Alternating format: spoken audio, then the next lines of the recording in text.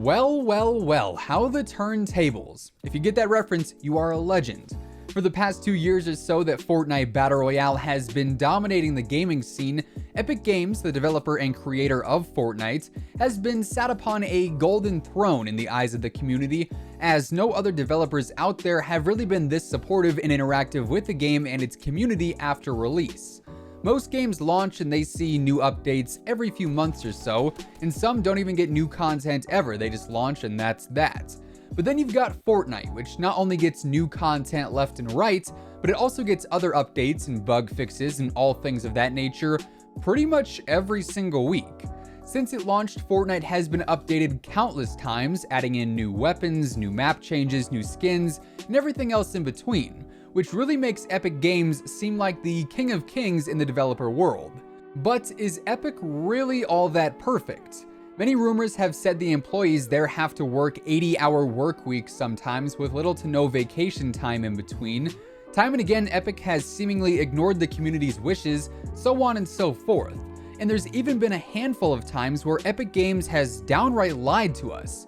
So today, ladies and gentlemen, we're breaking down 10 times Epic Games bent the truth a little bit.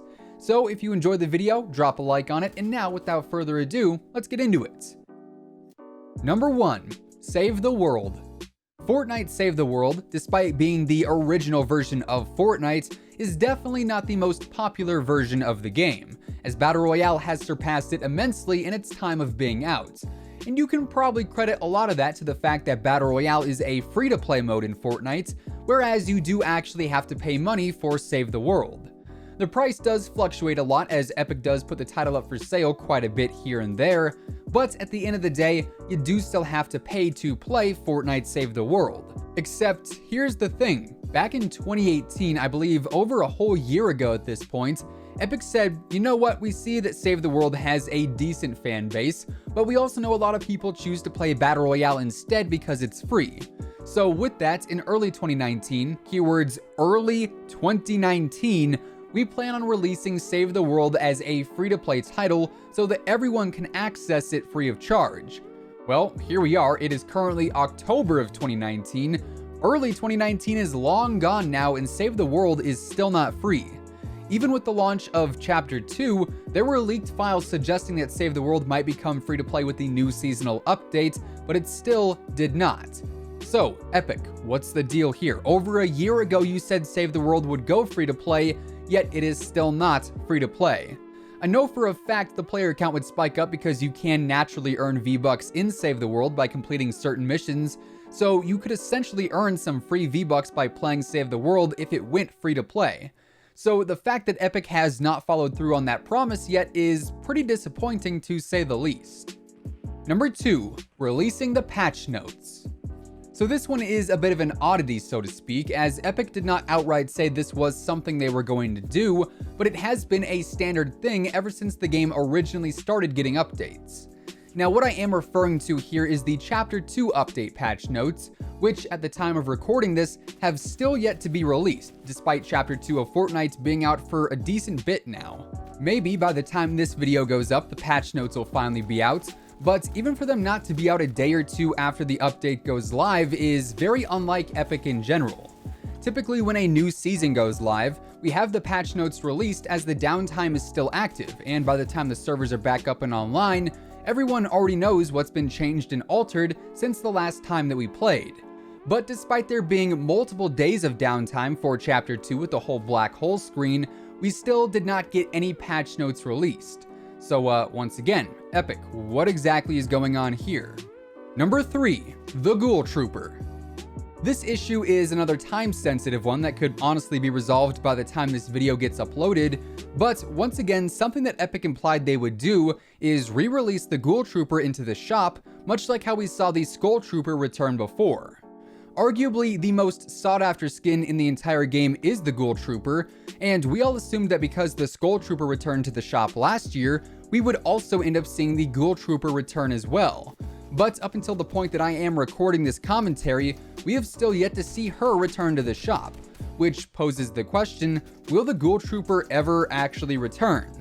To be fair, a lot of people who originally owned the Skull Trooper from back in the day weren't really too fond of the skin returning last year because it decreased the value.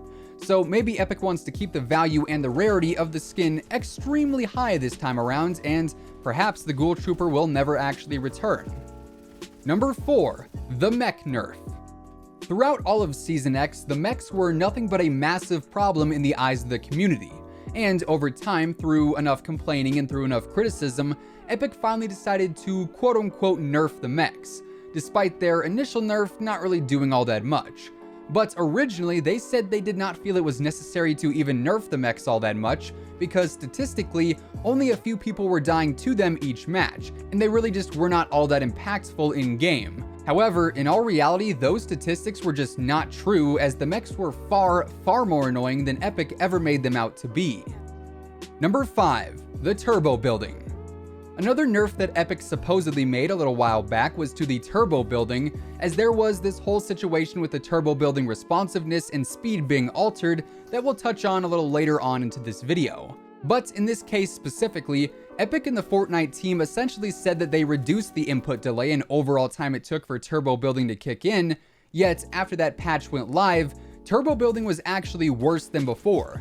So their patch to fix turbo building was not a fix at all, and instead they ended up breaking the system even more, which obviously angered the community quite a bit. Number 6. The Epic Store Conspiracy.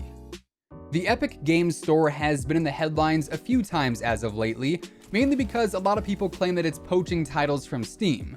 But hey, competition is inevitable at the end of the day, and that's not really the main concern we're focused on here. More so, people are actually accusing of Epic using spyware in the Epic Games Store to track its users. To this, Epic responded and said that the tracking that is used on the store pages is to keep track of the supporter creator program codes and also for some basic survey information, but not everyone actually believes that. Number 7. The Turbo Building Bug Discovery.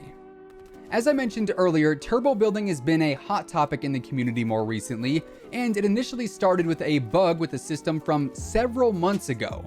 The lie from Epic Games here actually lies with their response to the bug, as they initially said several months ago that they were working on a fix to it. But over 2 months after the bug was initially discovered by the community and reportedly Epic Games, an Epic employee said that the company had only just learned about the bug a week prior, which once again led to the community being pretty agitated with the developers. Number 8. The FOV Slider. Players have been asking for an FOV slider in Fortnite for quite some time now, and Epic originally said that they were not going to add in a slider because it could affect players who suffer from motion sickness. Yet in a study, it's been proven that a 90 FOV is the most optimal for most players, and an 80 FOV is what causes motion sickness the most. And do you know what FOV Fortnite uses by default? 80. So their FOV is actually the most common cause for motion sickness, yet they claim an FOV slider would result in too many problems. Number 9. The Australian Open prize money. Quite some time ago, there was an Australian Fortnite tournament called the Australian Open, where a handful of creators from Down Under took place in a tourney for some prize money. And apparently over 3 months after the event ended, some participants still had not received their winnings. Epic later claimed that it was because they were missing banking details and physically could not send the money out, and that some people from the summer skirmishes still had not received payments either for the same exact reason. Number 10. Taking Fortnite out of early access. Once again, Epic never outright said that Fortnite would leave its beta stage at any given time, but typically a game does not stay in beta for years on end, and the loading screen on Fortnite still does say it's in early access. Now, of course, being in beta, Epic is allowed to update Fortnite way more than if it was a full game, but at some points, Epic is going to have to take Fortnite out of its current early access stage. So does this video change your current view on Epic Games at all now? Let us know down in the comments below. If you guys enjoyed the video, drop a like on it, give it a big old thumbs up as it would be much appreciated. And of course, if you are new here and you'll like what you see, feel free to subscribe with your post notifications turned on. That way you'll always know when a new video goes live. With all of that being said, that is effectively gonna wrap things up for now. So thanks so much for tuning in, and until next time, take it easy, have an awesome rest of your day, and we'll see you guys on the battle bus. Peace out.